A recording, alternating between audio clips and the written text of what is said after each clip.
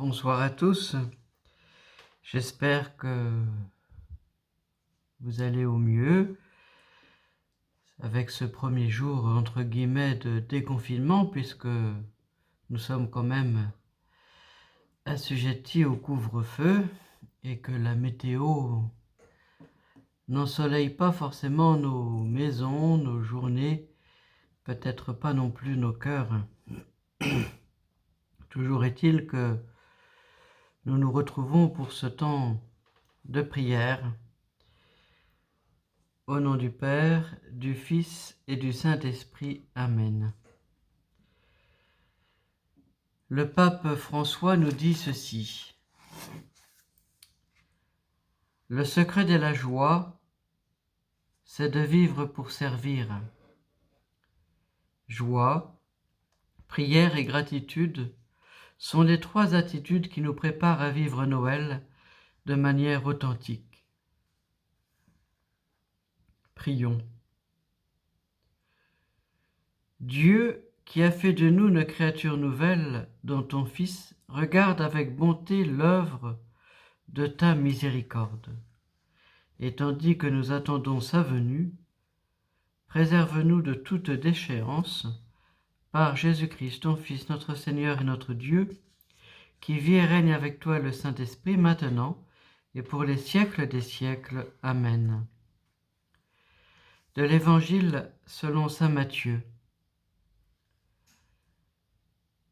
En ce temps-là, Jésus disait aux grands prêtres et aux anciens du peuple, « Quel est votre avis ? Un homme avait 2 fils. Il vint trouver le premier et lui dit, « Mon enfant, va travailler aujourd'hui à la vigne. » Celui-ci répondit, « Je ne veux pas. » Mais ensuite, s'étant repenti, il y alla. Puis le père alla trouver le second et lui parla de la même manière. Celui-ci répondit, « Oui, Seigneur », et n'y alla pas. Lequel des deux a fait la volonté du Père ?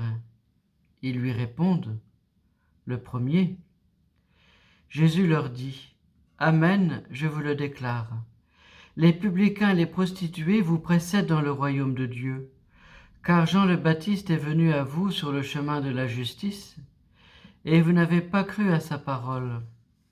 Mais les publicains et les prostituées y ont cru, tandis que vous, après avoir vu cela, vous ne vous êtes même pas repentis, plus tard, pour croire à sa parole. » Acclamons la parole de Dieu. Louange à toi, Seigneur Jésus.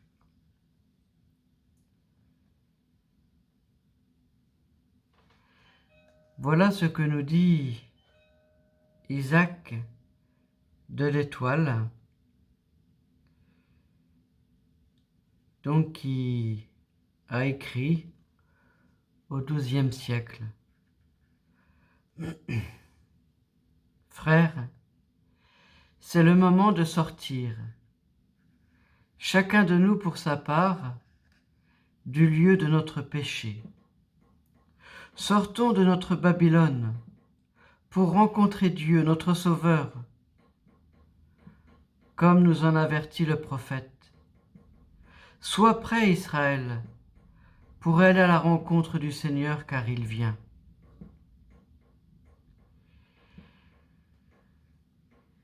Étonnant à la fois ce commentaire que je vous propose, où Isaac de l'Étoile nous invite à sortir. Étonnant aussi cette première lecture tirée du prophète Sophonie que vous avez peut-être entendu à la messe ou que vous avez lu soit dans votre missel, dans votre prière en église, votre Magnificat ou paroles et prières, que sais-je, qui dit ceci en parlant de Jérusalem. Elle n'a pas fait confiance au Seigneur, de son Dieu, elle ne s'est pas approchée. Je dis que c'est étonnant puisque on se prépare à la venue de Jésus en notre monde, Dieu qui s'approche de nous, Dieu qui se fait proche de nous, Et finalement, là, on nous dit que c'est nous-mêmes qui ne nous approchons pas de Dieu. Oui. Comment pouvons-nous nous approcher de Dieu? Eh bien, je crois que la citation que je vous ai lue au début du pape François donne une réponse à cette question. Le secret de la joie, c'est de vivre pour servir. Joie, prière et gratitude sont les trois attitudes qui nous préparent à vivre Noël de manière authentique. Joie, prière et gratitude. Les trois attitudes.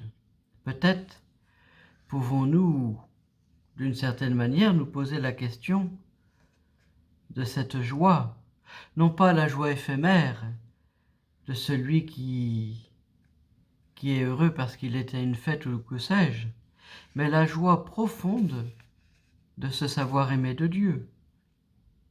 Peut-être pouvons-nous aussi nous poser la question de notre vie de prière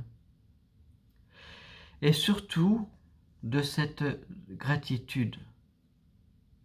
On peut en effet avoir toujours 1000 raisons par jour de nous désespérer, d'être tristes. Et bien souvent, c'est celle-ci que nous retenons.